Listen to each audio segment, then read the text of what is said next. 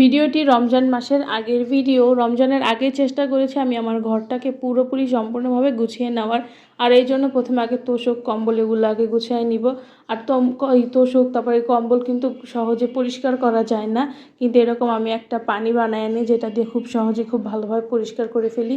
আর এই পানির মধ্যে আমি স্যাভলন পানি সামান্য একটু পরিমাণে দিয়েছিলাম, একটু সাবানের গুঁড়া আর একটা লেবু সম্পূর্ণ কুচায় দিয়ে দিয়েছি, আর একটা ভিজাতানার সাহায্যে ভালোভাবে একটু একটু করে পানির মধ্যে ভিজায় নিতেছিলাম আর ভালোভাবে কম্বল আর তোশকের উপরে ডলে ডলে পরিষ্কার করে নিতেছিলাম। এতে করে অনেক বেশি ময়লা কাটে।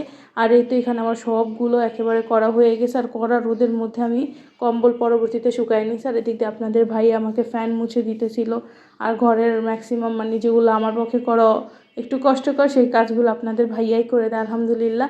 আর আমাদের বাসাতেই দেখেন উই পোকা আছে, আপনাদের কারো বাসা আছে কি না জানি না, কিন্তু ম্যাক্সিমাম এখন ঢাকা শহরে উই পোকার উপদ্রবটা অনেক বেশি হইতেছে।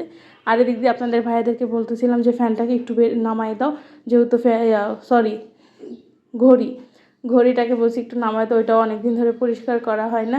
যখন দেখা গেছে ব্যাটারি চেঞ্জ করতে হয় ওই সময়টাতেই পরিষ্কার করতে হয়, যেহেতু রমাদান মাস সামনে এই জন্য ভাবলাম ঘড়ি তারপর যেখানে যেখানে ঘরের ময়লা আছে সব একেবারে পরিষ্কার করে ফেলবো।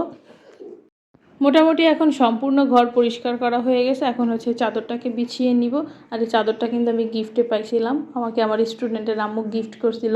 চাদরটা আমার ভীষণ রকমের পছন্দ, এতটা পরিমাণ আরামদায়ক এই চাদরটা বিছানো। আর এখন এই তো পুরোপুরি সম্পূর্ণ চাদরটাকেও বিছায় নিব।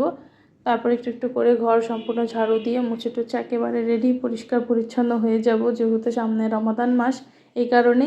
আর ভিডিওটা যেহেতু রমাদানের মধ্যেই ছাড়া হইতেছে, কারণ সময় স্বল্পতার কারণে এডিট করাও হয় নাই, ভয়েস দেওয়া হয়নি, এই কারণে আপনাদের সাথে মনে করলাম এখন শেয়ার করে ফেলি, নয়তো পরবর্তীতে রমাদানের অনেক ভিডিও একসাথে জমা পড়ে যাবে। তো ভিডিওটি ভালো লাগলে শেয়ার দিতে ভুলবেন না, পেজে লাইক ফলো দিতে ভুলবেন না, আর আমার ইউটিউব চ্যানেলটি অবশ্যই সাবস্ক্রাইব করে ফেলবেন। সবাই ভালো থাকবেন, সুস্থ থাকবেন। আল্লাহ হাফেজ, আসসালামু আলাইকুম। আমার ফ্যামিলির জন্য সবাই দোয়া করবেন। সবাইকে রমাদান মোবারক।